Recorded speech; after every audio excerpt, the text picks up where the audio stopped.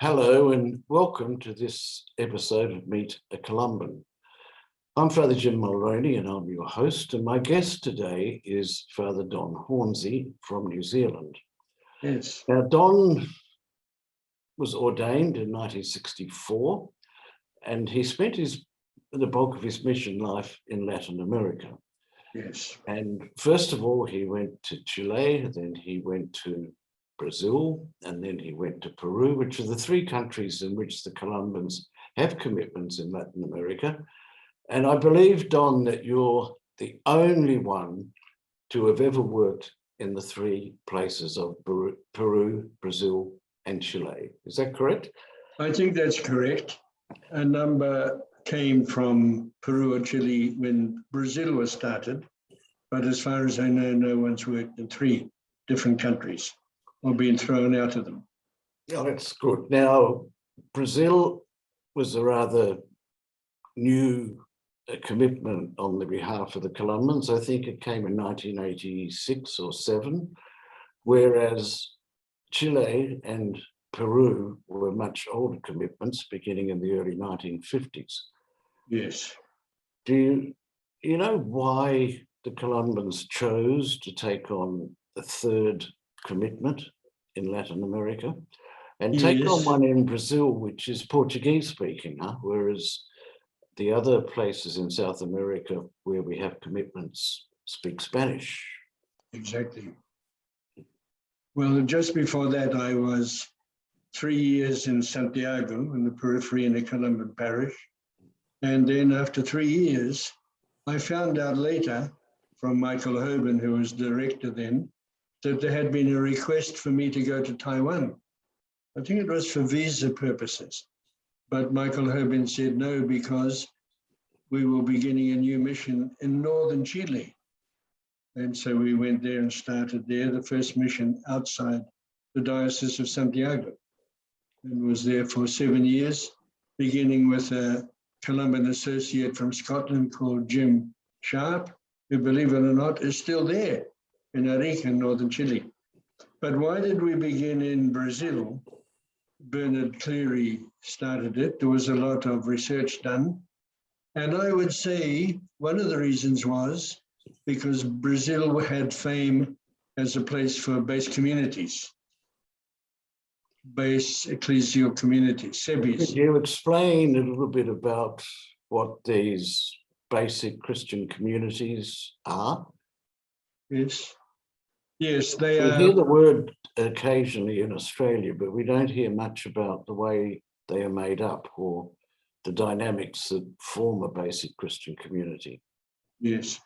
Well, that's the reason. Before we go on to that, I will explain it. But we went to Brazil thinking that was what we would learn.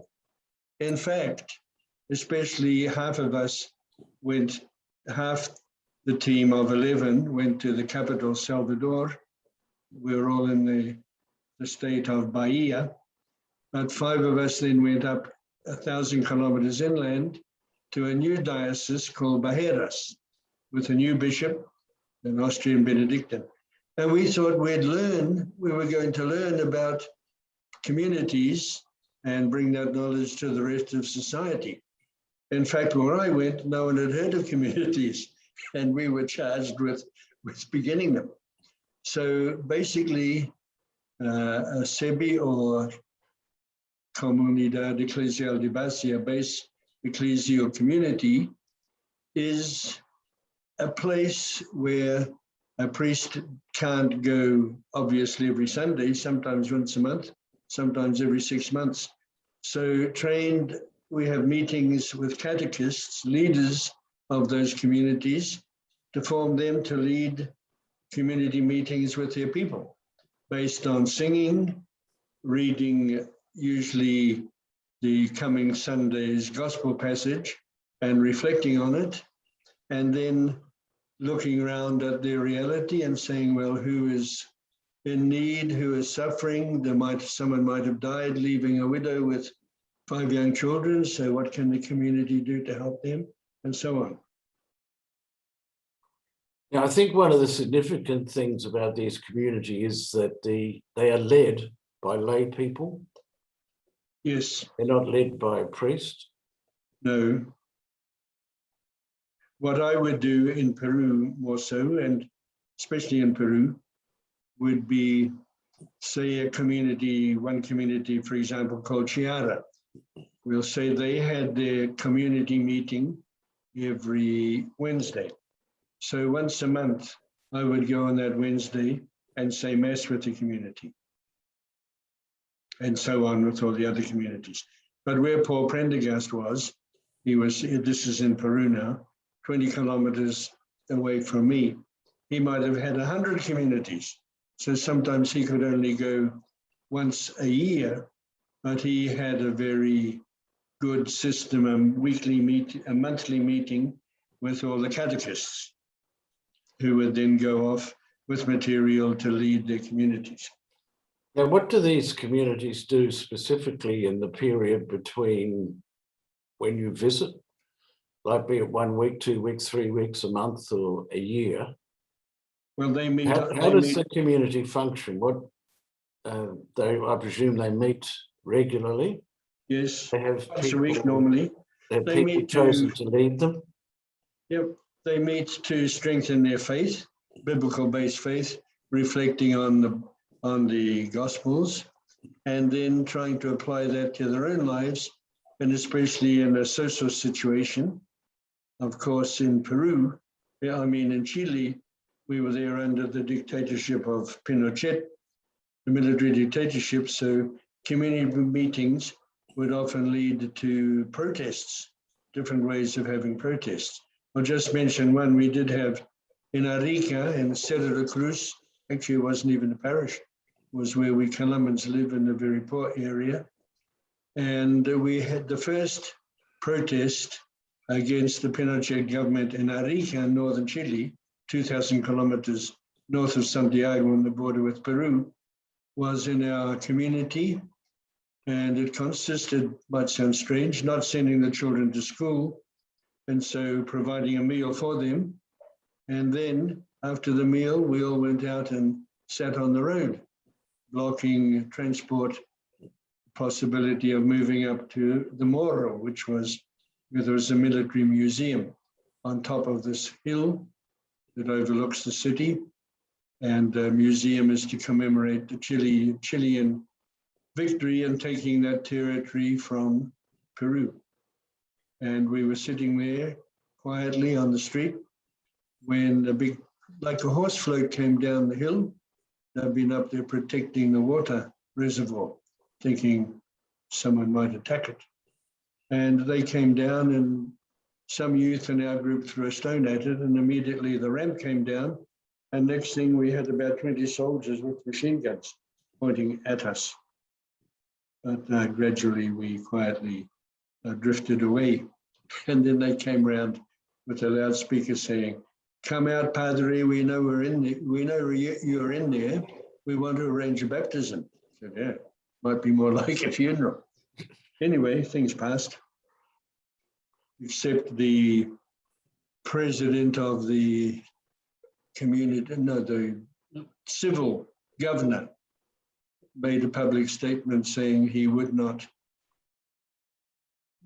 take action against this foreign communist priest up there. Mm.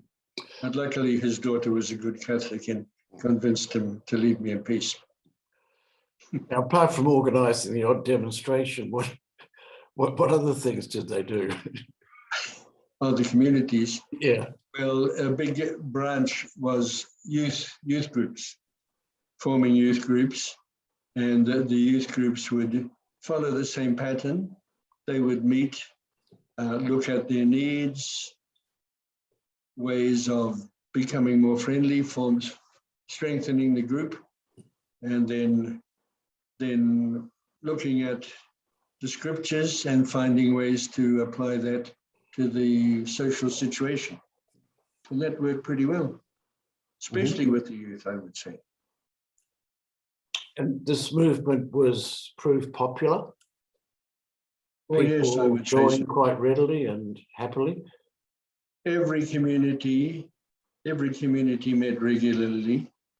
And in Brazil, I was able to go back I don't know, it's hard to keep track of time, might have been 4 years ago now.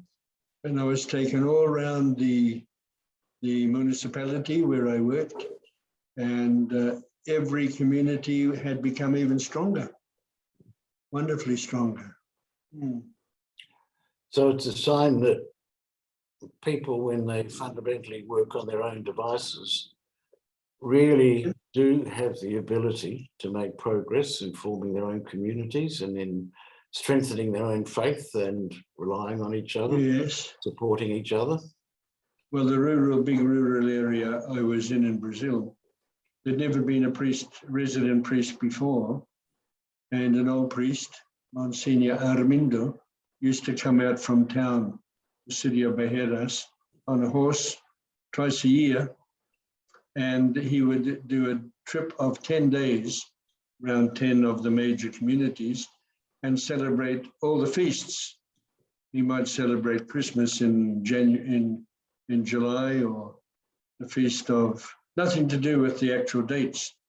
So the first 2 years I followed that pattern, except I went around on a bicycle, stayed in houses, which was wonderful.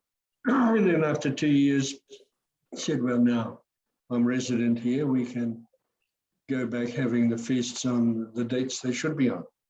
At the start, when I went around the first couple of years, we might arrive a place called Lago Clara. There might be 30 baptisms and 6 weddings. Remember one wedding, the groom came on a bicycle with the bride sitting on the carrier on the back. Now, Peru, Chile, and Brazil, I think, are quite different countries. Yes. But in Australia and New Zealand, I presume too, we don't hear a lot about what's happening in South America, except recently with COVID-19 pandemic. Yes. What did you notice as being fundamental differences between the three nations? I would say Brazilians are certainly very happy people. You ask any Brazilian, how are you? The answer is always, tudo bem, everything's good. If your house is burned down and your whole family's died, they might say, mais ou menos, more or less. I'd say there's a certain fatalism almost among them also. What will happen will happen. But they're very, as I say, happy. They like to have big feasts, of course, Carnival being the main one. But of course, it's nothing to do with the Carnival in Rio, which is just who participates are what they call the escolas, the trained groups, and they put on a show for tourists to watch. But in other towns, it's dancing in the street and very simple dancing and drinking and baptizing all the babies 9 months later. And what about Peru and Chile? I know Peru has a much bigger population than Chile is, maybe across the board not as well an organized country, maybe not as wealthy, although we know today that Chile has a lot of poverty and certainly is also hosting a lot of refugees coming from Venezuela and Haiti and Colombia. Yes. And Colombia. Yes. But they're both Spanish speaking. They were both colonies of the Spanish, but they evolved in different ways, I think. Well, in Chile, I lived on the outskirts of Santiago for 3 years. And then in Arica, which was a much smaller city, very different, being on the border. It really started as a frontier military town, whereas I can't comment much on Lima because I never worked there or lived there. I was up in the Andes, in the Cusco area. And there, that was wonderful from several points of view. I fitted in, I think it appealed to me. One reason, it was up in the mountains. I lived at 3,500 meters and sometimes would go over 5,000 meters and drop down to far-flung communities. Also, it was, well, they would never think of themselves as indigenous people. but they would describe themselves as the people, the Runakuna, the people, and Quechua Blantes, Quechua speaking. So I was very interested in that. Paul Prendergast, of course, was deeply involved in the Quechua culture and knew the language well and translated books. I was newer there, but attempted to learn some of the Quechua language and the rural situation and all the different communities. And the people were very, very friendly, very cooperative, except I would say a problem towards the end. We had parish lands. People would leave in their will a small amount of land to support the parish. And we would often let that out to people to grow crops, and a share would go to the parish. Trees would be grown on it that we could use. And sometimes people would get nasty and even try to get me out because I would defend the parish lands, and people would try to get hold of them, obviously. Land, any disputes were always about land. And you stayed there for 3 years, 4 years, 10 years? In the Andes, 12 Yes. years, 12 years in the one place, Combapata, I loved. The thing is, Jim, as you know, when you go, people might say, you come home for a holiday, people might say, don't you miss New Zealand? Don't you, is it good to be back home again? And as we would say, I would say certainly, and Paul Prendergast, we would say, but my home is in Combapata. Paul would say, my home is in Yanoka. Where we live, we know the people, they're like our family, as you know, and our great friends are there. And one good thing now is with Intercom, we can keep in touch with people we lived and loved and worked with. Okay, thank you very much, Don. And thank you for sharing with us something of your experience over quite a long period of time. And we know that you're living back in New Zealand now. Yes. And you've been taking up some apostolates with prisons and different things. Yes, and well, we hope we find some good satisfaction in that during. Yes, yes. Well, you see, the reason I was asked to stay was to accompany refugees from Colombia. So when I came back first, after being away really for a long time, I had one foot with Latin Americans still, which was great. I have Spanish Mass every Sunday, and sometimes have Mass in Maori now also. And I am in touch with Spanish-speaking groups, but other groups of migrants now too, like from Myanmar, a wonderful group from Myanmar, Zimbabwe, Sri Lanka, and we have lots of people from Kerala we're in touch with, from India.